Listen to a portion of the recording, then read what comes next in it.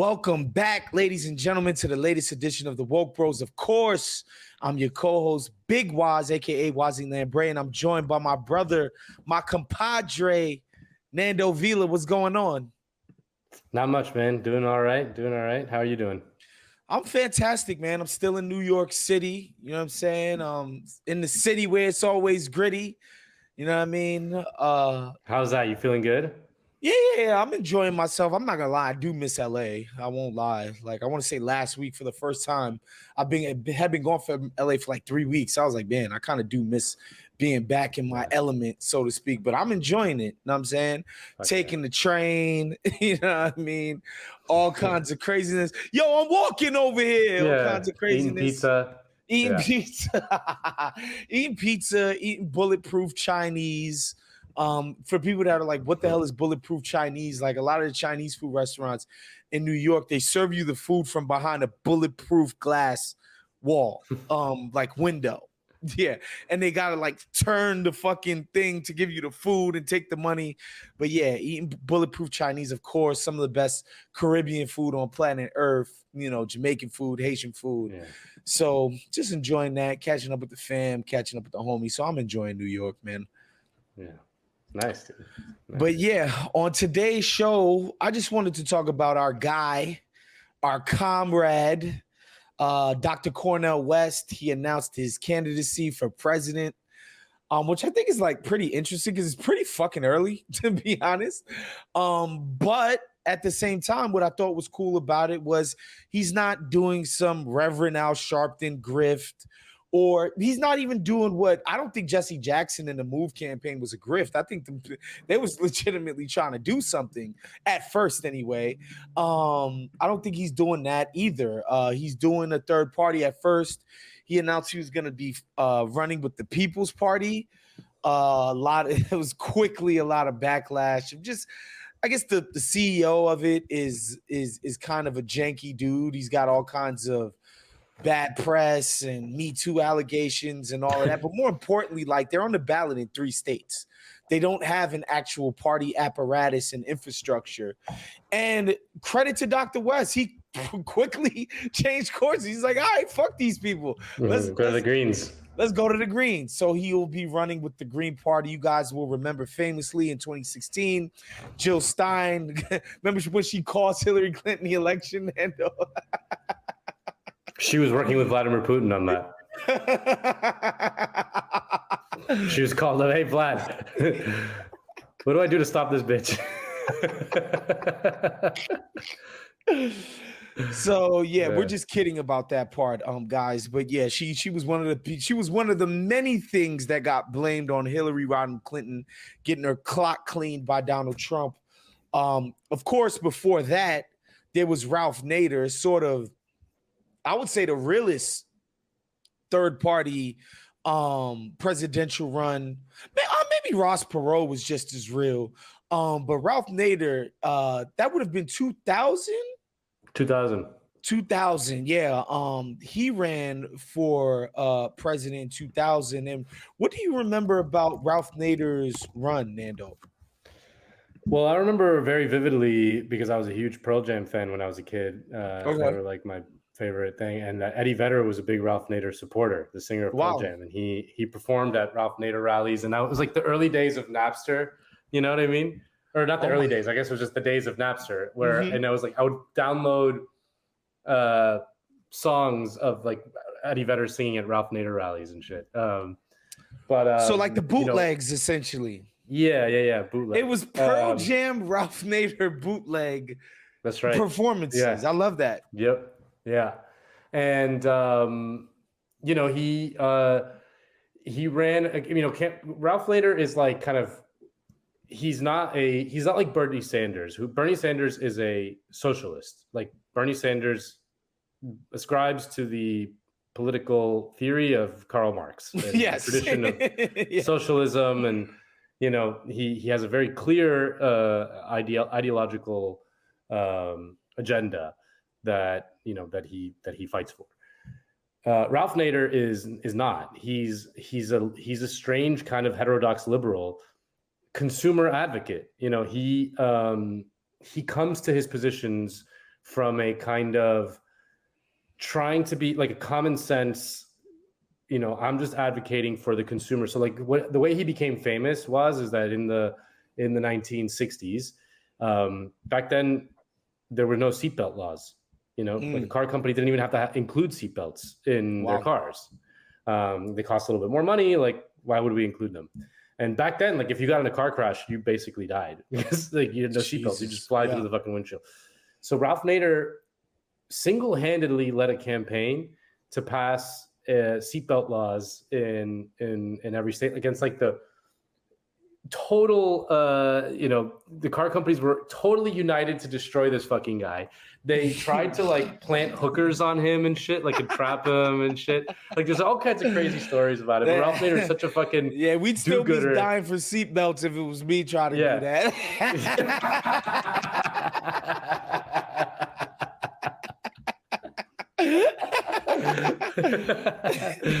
Oh man, yeah.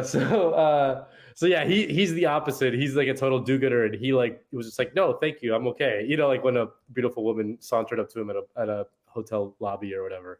So in 2000, he decided to run because at the time, it's hard to think about it now, but basically at the time, especially certainly 1996 election and 2000 election, the overwhelming narrative was that there was very little difference between these two candidates. I mean, think about that for a second. Between George Bush and Al Gore. Yeah, that was the conventional wisdom, that it was all that the sort of major issues were mostly in agreement. One of the big issues was that there was actually a budget surplus that year, which is crazy to think about. Yeah. And one of the big issues was, what are we going to do with this budget surplus? And there was the famous SNL sketch making fun of Al Gore because he kept on saying he wanted to put it in a lockbox away for like a rainy day, like when we'll need it. It's funny that the Democrat was trying to be more fiscally conservative than but that's always the case. That's always the case. Anyway, so the point being that there was this feeling that the election didn't really matter who won, which is weird to think about in hindsight because obviously 9/11 changed everything, and we got the Bush administration and the Iraq War and all that stuff. But so Ralph Nader ran to try to break that duopoly, to try to just be like, hey, we can't have an election in which they're basically agreeing on everything and we're just arguing personality. The famous question, who would you rather have a beer with, was like a live issue in that election. And Bush would always win. You know what's so funny, man, about that is I would say every election since 2008 has been framed in corporate media as the most important election of our lives. Oh, yeah. Yeah. And in 2000, it's like, it wasn't. It really wasn't. It was seen as like... It's crazy to think that it's even possible to frame an election otherwise, right? But 2000 wasn't even that long ago. And it goes even beyond that. Like it was almost considered uncool to care about it. Like you were seen as kind of hysterical if you were like, oh, are you gonna vote? Because it's like you're look at this fucking crazy fucking hysterical person now. Like you're an ideologue essentially, or just like just like a string, like an annoying kind of person. Now if you're like, no one would admit to being like, I actually don't give a shit who wins and I'm not gonna vote. Like no one would say that publicly. That's completely. We become hyper political in an annoying way. Yeah, totally. Like everything is political now, like fucking, the Sonic the Hedgehog movie or whatever. You know what I mean? I don't know. I don't know if it's the Little Mermaid or whatever. The Joker movie, the Joaquin movie that people were convinced was like some kind of like Proud Boys loving anthem, and I'm watching. I'm like, well, this movie is like saying that the system, like not having it's a Bernie Bro movie. Social welfare kind of turned this guy into a psycho. I don't think they're justifying his actions as much as they're trying to say that the system let this man fall through the cracks and it's a fucking shame. But whatever. Yeah, he was an incel and this. And I was just like, yo, y'all are kind of fucking stupid. But go ahead.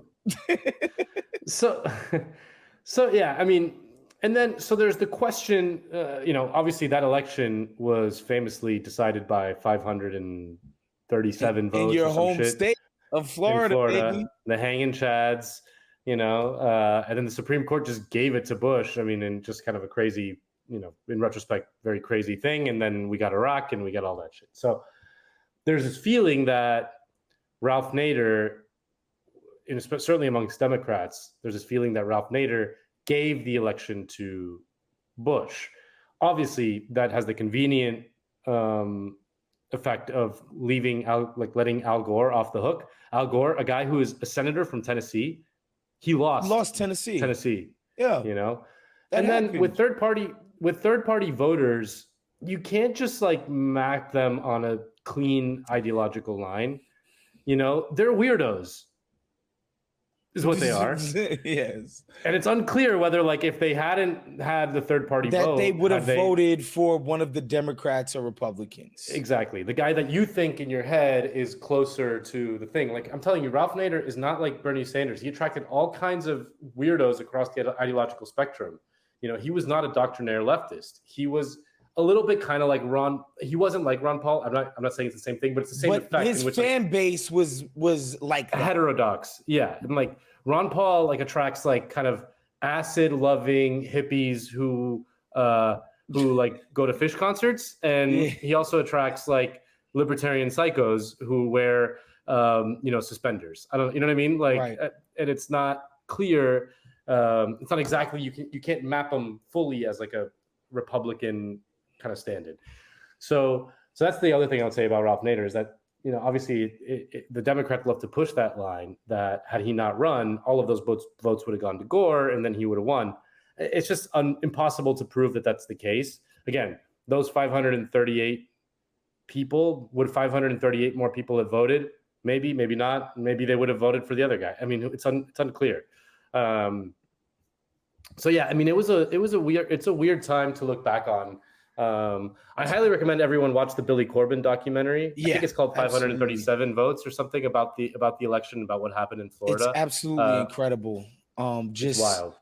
Just to compare it to our times now, like you said, Nando, the framing of an election as something that didn't matter either way is just impossible to fathom, at this point. Like, it's just, people have gotten so psyched. It's so funny, man, because my buddy Ethan kind of pointed it out. He was like, Barry turned conservatives like into complete and utter psychopaths, and their politics turned insane. There's this idea that Barack Obama turned conservative. Like, it just broke their brain that this guy could win and then win twice.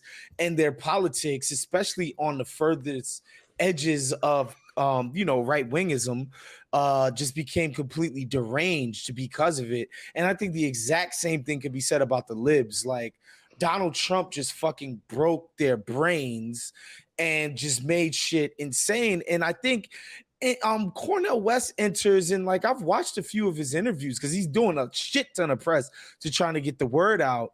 And obviously he is one of the greatest rappers of all time. It's not even a question to me. Like, if you hear this man speak, is to be absolutely wrapped in, his messaging. And he's just basically saying, he's not saying, oh, I don't see anybody filling the Bernie lane, but he's just saying, like, nobody's talking about the insane militarism of our culture. Nobody's talking about how poor and working people are struggling. Nobody's talking about, the issues, just how insane and greedy the corporate class is, particularly in Wall Street. And, Cornel West shouts to him. He's shouting out Silicon Valley. He's going nuts, right? And I think that's great, to be quite honest, because the truth of the matter is, like, no Democrat is going to say anything about Israel and Palestine.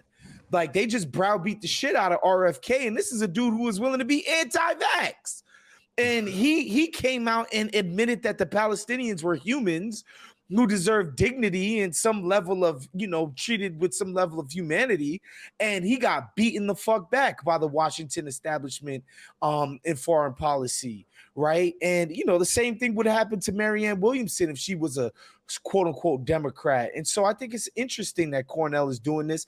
And I just want to see how far he could take it and how much rabble rousing he can do. Ultimately, the powers that be would never actually let him get on a stage with Joe Biden for real.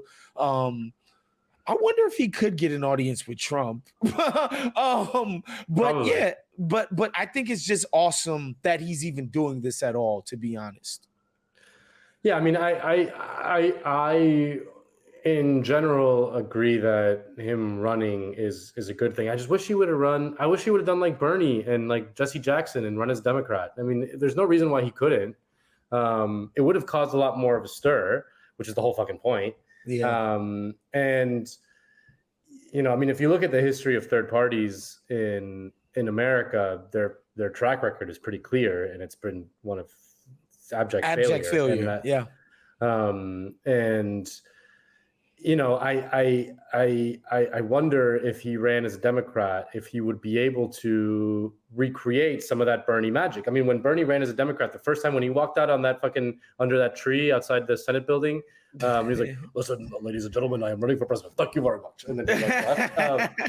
Everyone was like, "Look at this fucking guy!" But then, like, what a joke! Yeah, and then like a week later, he has a rally in somewhere, and like 50,000 people show up, and you're like, "Wait a minute," you know? I wonder if that it just feels like the third party thing has a hard ceiling these days. You know, that it's not like it used to be. The openings are much lower. You know, you're just always going to be seen as a sideshow freak. No one's going to really take you seriously. Whereas Jesse Jackson and Bernie Sanders, even though they lost, they got close. I mean, they got close, you know, and that would have even you know, had they even won the nomination, it would have been just absolutely historic. And they were able to rally millions of people and win several states and get people behind them. I just wonder if you can't do that as a third party. I mean, it hasn't happened since Ross Perot, although he was self-funding his campaign. Very important little data point there. Yeah, he's rich as hell, and he was funding it himself. So, you know, he was able to have a head start that allowed him to then garner that mass support.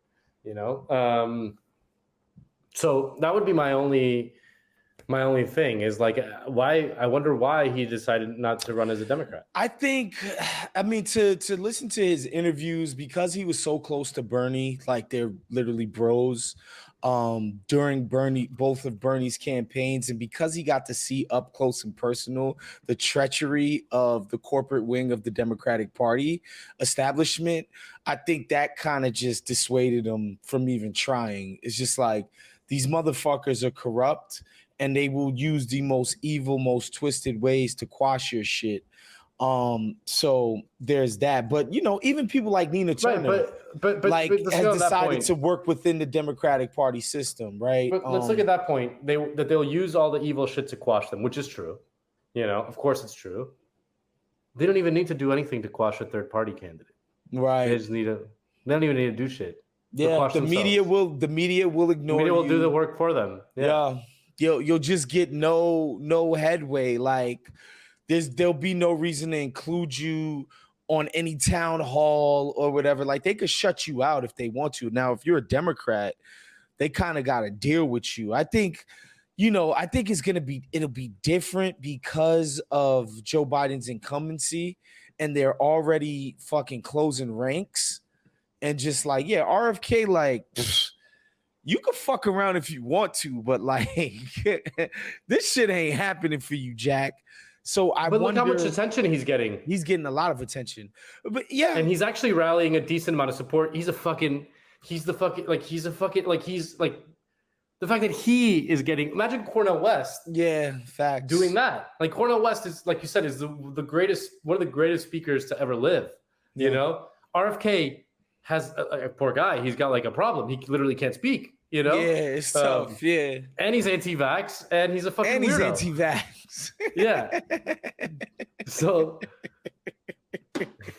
you know? And he's getting way more attention than you would think. It's because he's running as a Democrat. Yeah.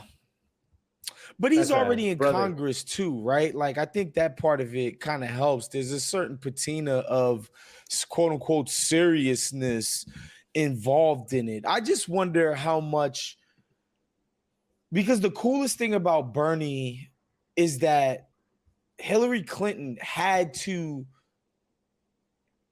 sort of confront. RFK is not a congressman. Oh, he's not a congressman? No, he's just a fucking guy. Why did I think he was a fucking congressman in Massachusetts? Where did I get that idea from? Maybe no, that's the other. That's the other Kennedy, the fucking redheaded shithead. Joe Kennedy, the ginger, the little guy. Yeah, the young guy. Okay, okay, that's why I got fucking confused. Yeah, but damn, so then you're right. There's no reason why. Yeah, he's just a fucking guy. Yeah, facts. I mean, he's a Kennedy, I guess, but you know, yeah. So, the thing about Bernie's campaign, as I was saying, like on those debate stages, like he really pantsed Hillary Clinton like 50 million times on the merits of the issues of, you know, Fight for 15 and all this other shit. Like he was killing her, you know, and by the way, these points have only become more salient, and I think they have even more of an audience now. You know, I was reading our guy, man, shouts to him, Zachary Carter in the New Yorker. And he was talking about, I forget the fucking woman's name. I'm sorry, I'm forgetting your name. Yeah. I know who you're talking about. Yeah. But essentially, she put out an article in The Guardian, like in 2021, saying like, you know, instead of just doing the same old dumb shit that we always do to solve inflation, which is raise interest rates and, you know, artificially increase unemployment for no fucking reason to just punch lower class people in the face, why don't we just put price caps on certain consumer goods? Why don't we just do that? These goods that have, you know, this sort of domino effect, stuff like gas and, you know, computer chips or whatever. The government could do that. Easily just put price caps. We've done it before. Just say gas costs this much. Sorry. That's it. We'll figure out a way to offset what you are quote unquote losing. And we'll keep it pushing that way. We're the government. We can afford to pay for this shit. Why don't we do that? We did it after World War II during wartime. You know, we should be doing this. And she got absolutely fucking smoked. Paul Krugman, damn near, liberal ass Paul Krugman, damn near called her the C word behind this. You know what I'm saying? Like, it was insane, the backlash. And now Germany's already implemented this. Other places like Japan, all of these other places, just like, bro, like the fucking accepted orthodoxy around the thinking around inflation and certain concepts in economics, like we don't have to follow that. Which what I'm saying is, if these fucking pointy heads and actual people in power are more receptive to it, trust me, normal people who are feeling the actual effects of this shit every single day are going to be more receptive to this message. And to your point, I think it would be cool if Dr. West was able to do that shit on a sort of grander stage. You feel me? Yeah. I mean, I always support him, dude. He's the fucking best. Yeah, I'm gonna support him. His Joe Rogan episode was magical. I was going to say that. If you do anything between now and the weekend, I know folks will be celebrating Juneteenth, Nando. I don't know if you will be. I don't know if you know, it's Juneteenth weekend. It's a national holiday. I don't know what to tell you. You don't got work on Monday because of it. No, I appreciate it. Thank you for all your sacrifices. Do yourself a favor. Go watch Cornel West on the Joe Rogan Experience, bro. I promise you. Like, I promise you, you will be moved. You will have the feelings stirring within you. Joe Rogan was absolutely rapt. Mesmerized.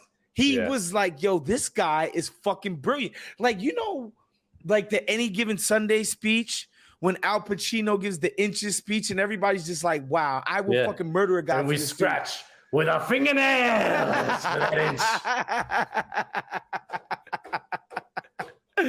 That was Joe Rogan and Cornel West in that interview, man. And so and listen, liberals hate Joe Rogan, and I get it, but you got to understand, Joe Rogan is like the median guy in America. Yes, you know. Yes, like I know so many people who think just like him. You know, they're just like, you know, like he's the median guy in America. If you can't talk to a guy like Joe Rogan, and then can't talk to America. It's that it's kind of that simple. It's just an excellent interview, bro. And so everybody go check that out. That is our show for today. Of course, again, wishing everybody a happy Juneteenth. I'm not really, it's a weird holiday. We kind of just shoehorned it in because of the tragic death of George Floyd, and the powers that be were like, I don't know, let's give him a fucking holiday. I don't fucking know. And so we have this federal holiday now. And trust me, nobody's happier about days off than me. Okay. And so happy Juneteenth, all those who celebrate. Become a Patreon at patreon.com/countthedings. Shouts to my man John Gervais. He's the best. He keeps the trains running on time. We'll see you guys next week. Peace out.